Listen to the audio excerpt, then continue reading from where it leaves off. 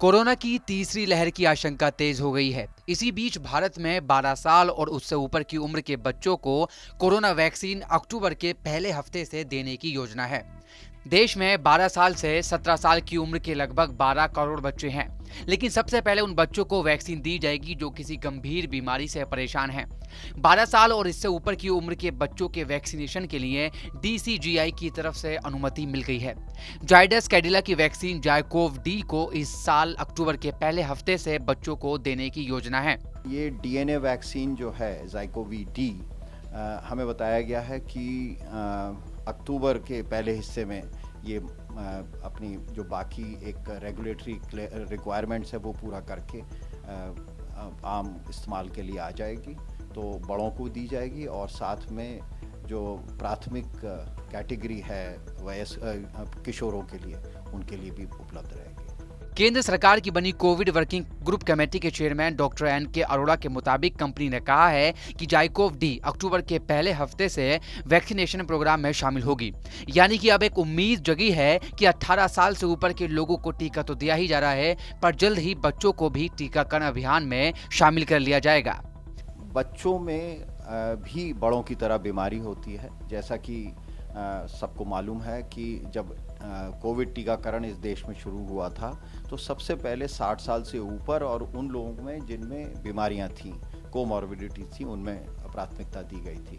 इसी प्रकार से बच्चों के लिए 12 से 17 साल के जो बच्चे हैं उनकी भी कोमॉर्बिडिटीज़ की लिस्ट बनाई जाने का आरंभ कर दिया है और वो जल्द ही सार्वजनिक कर दी जाएगी। हालांकि 12 साल के ऊपर के सिर्फ उन्हीं बच्चों का वैक्सीनेशन पहले किया जाएगा जो किसी गंभीर बीमारी से परेशान हैं। जो बच्चे स्वस्थ हैं उन्हें वैक्सीनेशन के लिए 2022 मार्च तक का इंतजार करना होगा। गंभीर बीमारी की श्रेणी में कौन कौन सी बीमारी शामिल होंगी, इसके लिए जल्द national technical advisory group on immunisation की बैठक होगी जिसमें लिस्ट तैयार की जाएगी। एक्सपर्ट्स का यह भी कहना है कि एक संक्रमित वयस्क बच्चों के मुकाबले 10 से 15 गुना ज्यादा अस्पताल में भर्ती होने या फिर मौत की आशंका होती है।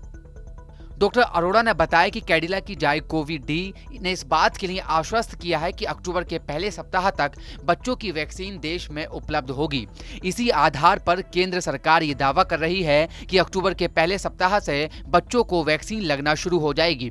इसके साथ ही देश में 2 और कंपनी हैं जिसमें भारत बायोटेक और सीरम इंस्टीट्यूट है, वह भी बच्चों के लिए वैक्सीन बना रही है। भारत बायोटेक के वैक्सीन का बच्चों पर ट्रायल लगभग पूरा हो चुका है, जल्द ही वो भी बाजार में आने वाली है। डॉक्टर अरोड़ा ने साफ किया कि भारत में स्कूल खोलने के लिए बच्चों का टीकाकरण जरूरी नहीं है। उन्होंने साफ किया कि बच्चों से ज्यादा जरूरी घर के सभी सदस्यों का टीकाकरण है।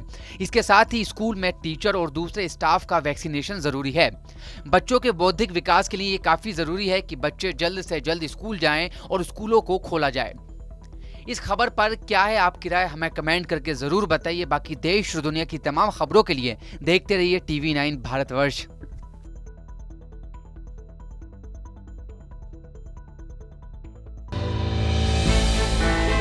हमने की गलती फिर एक बार, कोरोना ने किया दोबारा प्रहार। मास्क, 2 गज दूरी, करें अपनी सुरक्षा पूरी। कोरोना टीका हम सबको लगाना है, मिलकर साथ समझदारी से कोरोना को हराना है।